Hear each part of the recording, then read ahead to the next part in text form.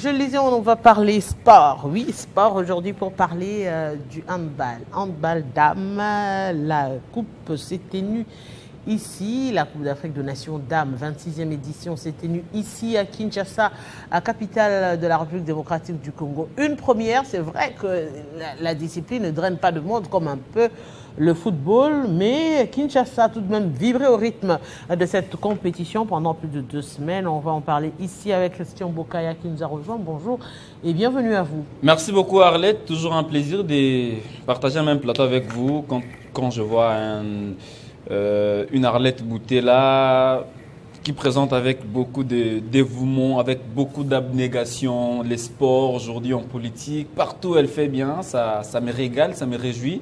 Je suis très content déjà de parler sport avec vous.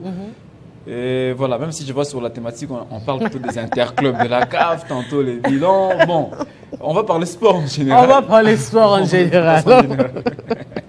Vous comprenez que le sport est un peu compliqué. Ouais, très compliqué. Parce que quand les gens parlent de la CAF, ouais, on parle de handball, ouais, on parle de voilà, donc tennis, volleyball, handball, tout ça. C'est compliqué quand même. C'est ça, Christopher, je lui ai rappelé même ce lundi à 13h, je lui ai dit, Christopher, vous avez du mal à comprendre la leçon d'Arlette Boutella. Vous dites souvent handball, c'est pas handball, c'est handball. C'est allemand. Vous dites, ah oui, non. Bref, nous avons réussi le pari de l'organisation de ce jeu. Alors, comme la thématique indique les bilans, on peut faire d'une pierre deux coups. Déjà, il y a Mazembe et Maniema Union qui ont joué le week-end. À mon avis, puisque là, on s'interroge, quel bilan pour le club congolais? À mon avis, les bilans sont négatifs. Parce que 2 matchs, 3 nuls, disons, ouais, 2 nuls, 1 défaite. Ça veut dire Mazembe a joué 2 matchs pour 1 match nul, 1 défaite. Maniema, 2 matchs, 2 nuls. Ça voudrait dire que jusque-là, les clubs congolais peinent à retrouver leur lettre des noblesses. Peut-être lors de la 3e journée qui sera d'ailleurs fatale, puisque là on joue en double confrontation. Quand vous jouez à domicile, vous devez maximiser en fait les points. Jusqu'ici, ça ne convainc pas du côté des Congolais. Ils héritent quand même je dirais, des championnats pas assez relevés en République démocratique du Congo depuis un certain temps. C'est vrai qu'on a du mal à remonter la pente en ce qui concerne le football actuellement, du mal à drainer du monde, du mal à avoir une compétition assez régulière et assez relevée. En fait, il faudrait le dire comme il faudrait le reconnaître. Parce que si on regarde aujourd'hui l'ossature de la sélection nationale de Léopard Foot, messieurs, senior A, c'est plus les binationaux. Et aujourd'hui même, on a vu avec la Coupe d'Afrique de Nations de handball aujourd'hui, la majorité, c'était des binationaux qui sont venus d'ailleurs. C'est pour dire qu'aujourd'hui, c'est vrai qu'on veut montrer une image reluisante du sport en République démocratique du Congo, mais c'est une image que nous sommes en train de voler de l'extérieur en République démocratique aujourd'hui. En RDC, précisément, il faudrait le dire, c'est un peu creux aujourd'hui en matière de sport. En fait, le problème de Mazembe, à mon avis, est complexe. Parce que la saison dernière, Mazembe vous joue les demi-finales. On ne pouvait pas comprendre quand même qu'il y a un club qui vous joue les demi-finales. Bon, ça arrive, c'est le football. C'est un peu comme le Real Madrid qui vous gagne la Ligue des Champions la dernière saison. Mais actuellement, voilà, il faut voir les classements. Le Real Madrid est, je crois, 24e. Ça veut dire que ça n'a rien à voir avec ça. Mazembe n'a pas su conserver cette ossature parce qu'il y a eu beaucoup de départs. Aussi, avec l'interdiction de recruter, Mazembe n'a pas su recruter ou renforcer en fait son ossature. Le championnat, je ne pense pas trop. Le championnat, à mon avis, il est compétitif cette saison. Parce que quand vous regardez dans 2 groupes, que ce soit dans le groupe A et que dans le groupe B, vous allez voir qu'il y a des équipes comme ça qui essayent de délier un tout petit peu de la tête. Mais bon, on va voir parce que Mazembe, c'est un grand club qui a réussi déjà à faire ses preuves depuis belle lurette. Mais est-ce que c'est un club qui réussira aussi à relever la tête face à Young Africans? Ce sont des questions que l'on se pose. Maniema Union aussi, parce que là, il y a 2 clubs. Un club du groupe A, un autre du groupe B. Maniema Union avait, à mon avis, des arguments solides à présenter devant Raja pour prendre les 3 points à domicile. Malheureusement, Maniema est passé à côté de la plaque en se contentant d'un match nul alors qu'il pouvait faire mieux. Parce que déjà, tenir en échec même le Descendance chez lui, c'était déjà un grand travail. Alors, face à Raja, le samedi, j'ai vu l'équipe des Papi Kimoto dominer le match, mais sans se procurer beaucoup d'occasions de but. C'était très compliqué. Mais Mazembe, hier, Mazembe a tenu. Parce que Mazembe a joué face à Al Hilal Omdurman, des Jean-Florent Ibenge et Kwangé. Là, je dirais plutôt que c'est Jean-Florent Ibenge et Kwangé et ses poulains qui ont réussi leur coup. Parce que à un but partout déjà. Mazembe se disait oui, j'ai réussi à prendre un petit point en déplacement, c'était déjà capital. Et c'est aux ultimes thèmes que Mazembe va céder en concédant le deuxième but. C'était très compliqué. Bref, c'est encore tôt de jauger les vrais niveaux de nos équipes parce qu'elles n'ont joué que 2 matchs.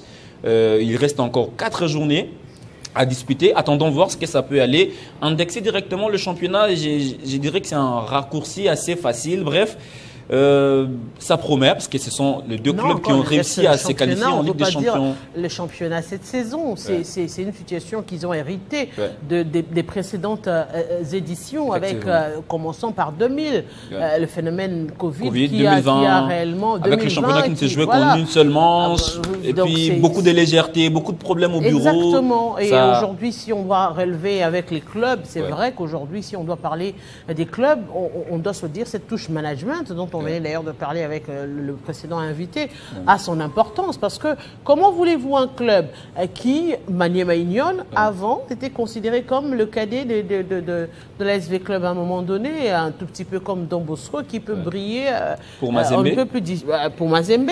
Aujourd'hui, on voit que Maniema Union brille de mille feux. Maniema Union est un club assez présent dans les compétitions africaines, avec un niveau assez relevé. Ça veut dire qu'à un moment donné, le management et la vision des dirigeants comptent également. Oui, ça compte énormément, mais comme je le disais tantôt, pour ne pas me répéter, je pense que c'est tôt d'enterrer encore les clubs congolais, puisque les problèmes que connaît actuellement Mazembe, même Yanga aussi, il les connaît. Young Africans de la Tanzanie, c'est tout feu, tout flamme, mais cette saison, c'est 2 matchs, 2 défaites déjà en Ligue des Champions. C'est compliqué. Bon, Mazembe qui dorénavant devrait renforcer son ossature déjà dès le mois de janvier. Attendons voir ce que ça peut donner. Maniema, en fait, à ce stade, on se dit c'est une première pour Maniema Union depuis sa création, jouer la phase de groupe de la Ligue des Champions. On est venu apprendre, mais dans cet apprentissage, on peut aussi surprendre. Ça veut dire on peut faire mieux, comme le club ghanéen qui a disputé les demi-finales de la Coupe de la Confédération. Le nom m'échappe. Bref, c'est tôt de le dire, beaucoup à dire sur ça. Je pense qu'à force de progresser, Maniema Union apprend. Mazembe, c'est un habitué. Mazembe, on l'enterre pas avant parce que c'est voilà, ça joue déjà les demi-finales.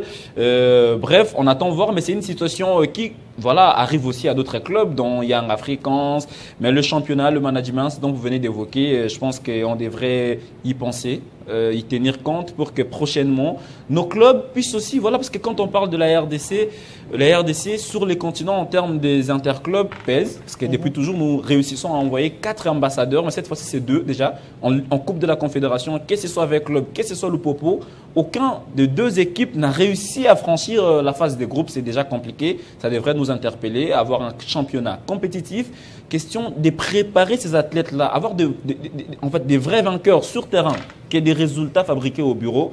On attendra voir, sinon si on peut déjà parler handball. On va évoquer handball aussi, ça, parce que c'est vrai, ça va très vite déjà avec l'Angola qui a confirmé sa suprématie au cours de cette édition, très disciplinée, très techniquement au point. On a senti des dames très athlétiques, très compétitives quand même au cours de cette édition. Allez, avec l'innocence, moi décidément je me suis dit l'Angola peut-être n'a pas d'adversaire sur les continents, parce que là il faut l'avouer, ça fait 5 titres d'affilée, ça vient, ça joue, ça gagne, mais c'est du sérieux. On peut beau dire, on peut beau apprécier, j'ai vu des dames comme des Fonseca, des Paolo, j'en passe. Quand elles jouent avec beaucoup de dévouement, avec tout leur cœur, vous sentez que ces joueuses ne sont pas venues badiner. Prennent ça au sérieux.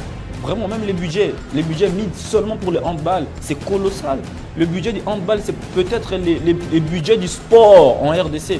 Le budget du handball seulement concerne ou englobe tous les budgets de sport en RDC. Donc là, vous comprenez que l'Angola a mis du sérieux. Les niveaux de l'Angola maintenant, c'est l'Espagne, c'est d'autres nations européennes, c'est pas encore l'Afrique, puisque bon, en 2026 en Tunisie, elles viendront avec la même hargne pour défendre leur sacre. Mais dans l'ensemble, l'organisation a été une réussite pour moi. Le Congo a réussi à relever les défis. Je voudrais plus parler aussi de l'équipe de la RDC qui a fini en 5e position. En fait, c'est une progression à pas des tortues, puisqu'en 2022 au Sénégal, on s'est contenté de la 6e place. Mais cette fois-ci, on a essayé de franchir un cap en se classant 5e. Et surtout qu'on a réussi à battre le Congo-Brazzaville. Le Congo-Brazza qui était mondialiste. Et pour nous, en fait, c'est une petite progression, excusez.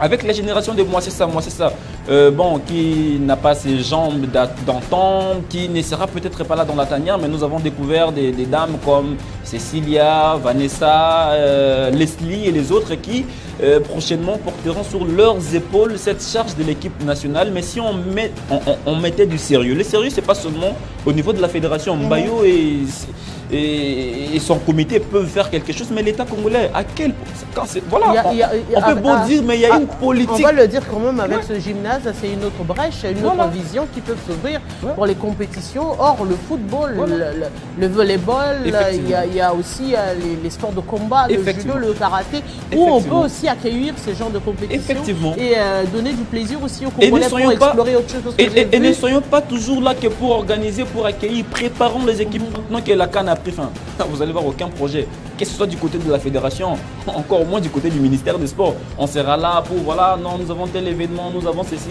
Mais préparons les équipes. La CAN, c'est dans 2 ans, en 2026. Ces dames-là sont rentrées en Europe.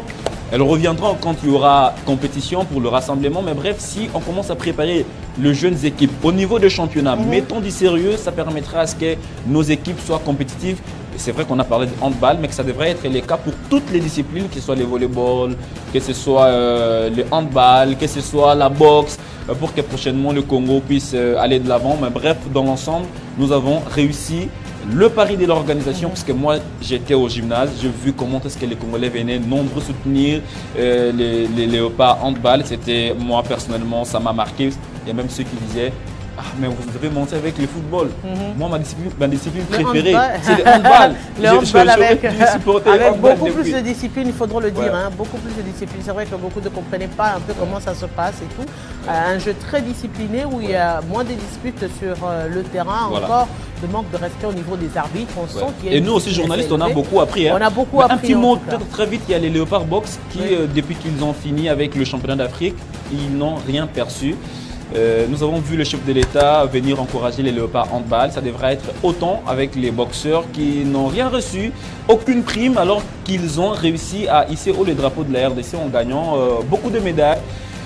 Et voilà, on n'en dira pas assez, Arlette, mais sinon, coup de chapeau au comité d'organisation de la dernière CAN. Mbayo Kitenge, qui a eu le courage de solliciter cette organisation ici à Kinshasa, capitale de la République démocratique du Congo. Entre-temps, nous disons déjà bonsoir à Grace Salambo qui, dans quelques instants, va nous présenter la grande édition du journal. Bonsoir à vous. Bonsoir, l'écoutez là. Bonsoir, Christian Bokaya. Qui aime bien le handball, hein, apparemment. Exactement. Ma discipline préférée. Nous vous disons grand merci et surtout grand merci à vous, Christian Bokaya. Grand merci aussi à tous nos téléspectateurs. Grâce à Lambo, mise en place terminée. C'est le journal dans quelques instants et nous, on se retrouve très prochainement. À très bientôt.